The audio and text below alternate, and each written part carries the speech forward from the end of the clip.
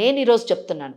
చెప్పకూడదు కానీ చెప్తున్నాను, చెప్పాల్సిన పరిస్థితి. ఎందుకంటే మనకి వాళ్ళ మీద ఉన్న ప్రేమ దానికి కారణం.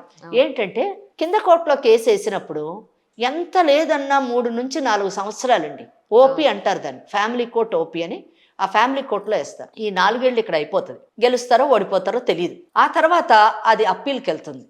ఎవరు ఓడిపోతారో వాళ్ళు అప్పీల్కి వెళ్తారు. హైకోర్టులోని మినిమం 10 years ఉంటుందండి. ఇప్పుడు ప్రెసెంట్ ఈరోజు అప్పీల్స్ 2009 మ్యాటర్స్ అవుతున్నాయి హైకోర్టులో. నాది 2009 మ్యాటర్ వస్తుంది ఇప్పుడు. ఇంకా అది కూడా ఇంకా కంప్లీట్ కాలేదు, ఎప్పుడవుతుందో మాకు తెలియదు. అంటే ఎన్నేళ్ళు అయిందండి 2009 అంటే? సుమారు 13 ఏళ్ళు అయిందండి. 14 ఏళ్ళు అయింది. 14 ఏళ్ళు అంటే కేసుకు వచ్చేటప్పటికి వాళ్ళకి 30 ఏళ్ళు వేసుకుందాం. ఇది 2024 మ్యామ్. 24 ఏళ్ళు.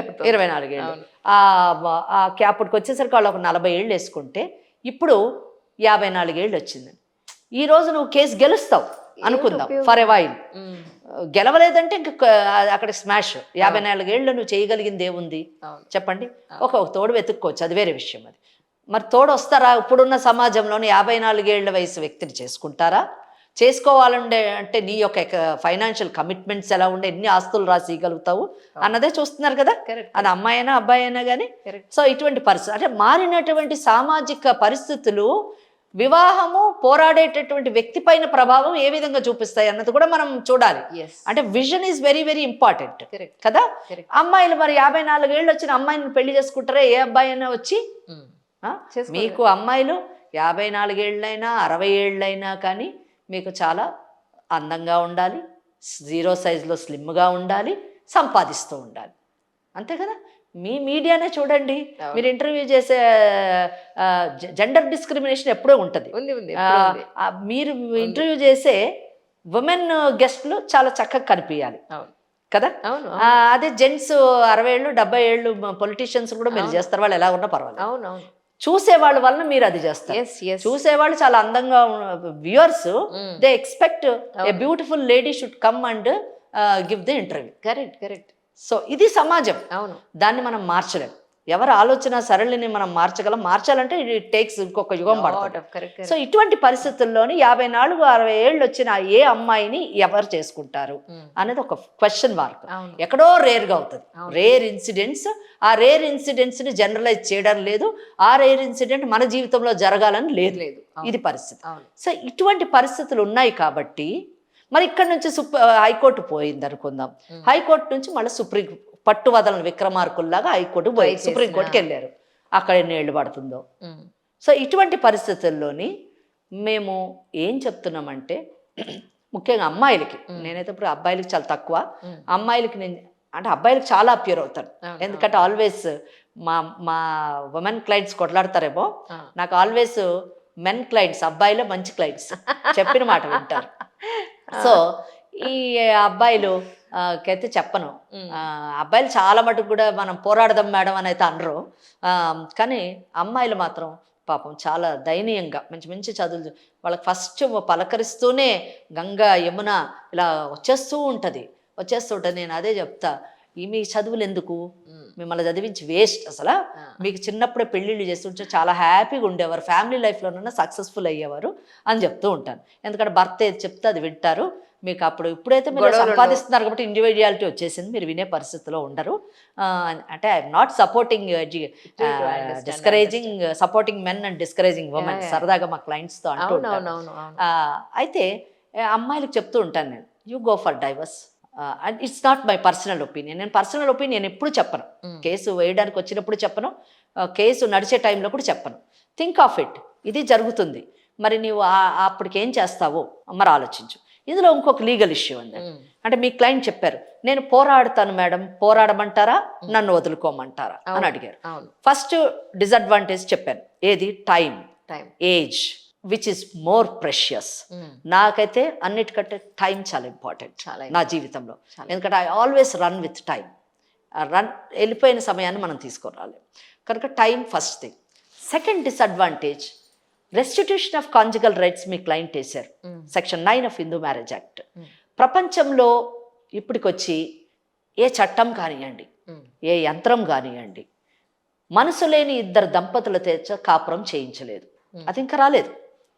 మీరు ఒక ప్రాపర్టీ కేసు గెలిస్తే ఆ ప్రాపర్టీలోని మీరు పొజిషన్ తీసుకోవడానికి ఒక ఎగ్జిక్యూషన్ పెటిషన్ వేసి మీరు పొజిషన్ తీసుకోవచ్చు. కానీ వెళ్ళిపోయినటువంటి ఒక భార్యను కానివ్వండి, విడిపోయినటువంటి ఒక భర్త మనసు మార్చి కాపురం చేయించేటటువంటి చట్టం కానీ అంటే అటువంటి ఆర్డర్లు కానీ ఇంకా పాస్ కాలేదు. కానీ ఒక సెక్షన్ 9కి కూడా ఒక రెమెడీ ఎగ్జిక్యూషన్ ఎలాగా అన్నదానికి ఇచ్చారు.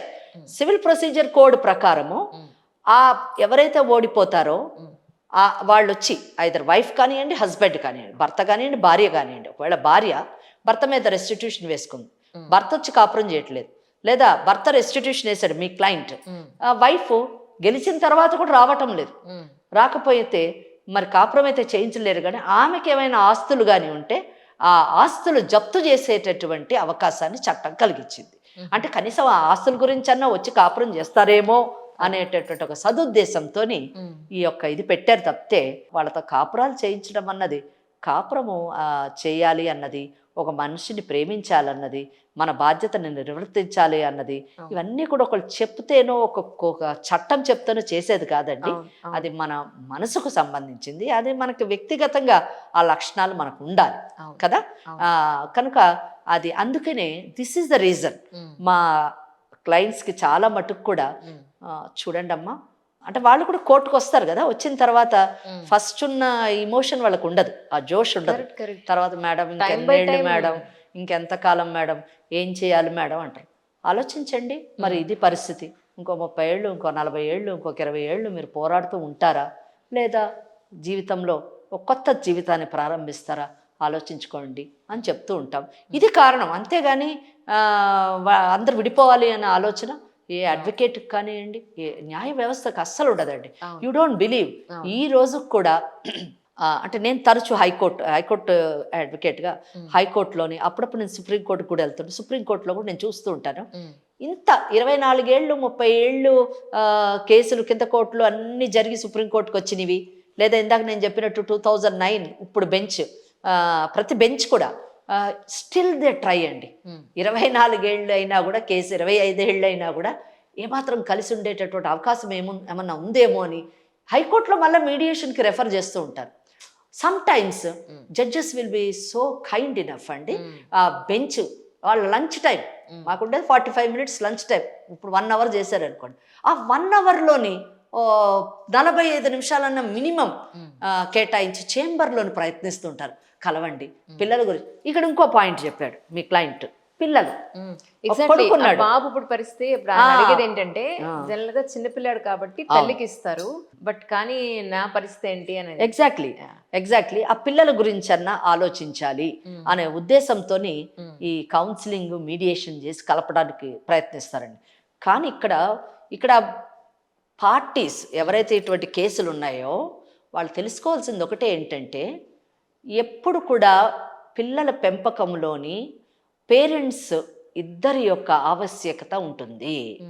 ఇద్దరు పేరెంట్స్ మధ్యన పెరిగిన పిల్లల యొక్క మానసిక పరిస్థితి కానివ్వండి, సమాజాన్ని అర్థం చేసుకోవడంలో కానివ్వండి, వారి యొక్క ఆలోచన విధానం వేరుగా ఉంటుంది. It can be too good, చాలా బాగుండొచ్చు. ఒక తల్లి పెంపకంలో పెరిగినటువంటి బిడ్డలు, మా అమ్మ ఇన్ని కష్టాలు పడ్డది, సో ఒక మంచి నేను బాగా పెరగాలి, నేను అందరి ముందు నా తల్లి తలెత్తుకునేంత గర్వంగా నేను ఉండాలి అనే ఆలోచనతో ఉండొచ్చు. తల్లి పట్ల ద్వేషాన్ని పెంచుకునేటటువంటి పిల్లలు ఉన్నారు, తండ్రి పట్ల ద్వేషాన్ని పెంచుకునేటటువంటి పిల్లలు ఉన్నారు.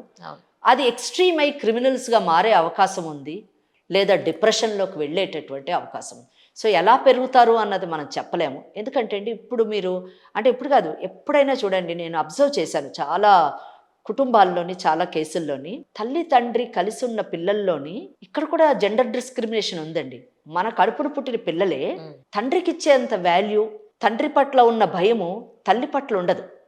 తల్లి ఎంత సంపాదించినా, ఎంత కష్టపడ్డా, నువ్వు నాకేం చేసావని అడుగుతారు at the end of the day. నువ్వు పగలంతా నీ ఇది నువ్వు చూసుకుంటున్నావు, నన్ను ఎప్పుడు నువ్వు పట్టించుకున్నావు, నీకెక్కడ టైం ఉంది నన్ను చూడ్డానికి అని ప్రశ్నించేటటువంటి పిల్లలు కూడా ఉన్నారు. ఎవరి గురించి ఆ తల్లి కష్టపడుతుందండి? ఆ ఆ పిల్లల గురించే కదా. ఎవరి గురించి తన అహర్నిశలు కష్టపడుతుంది? ఆ పిల్లల గురించే కదా.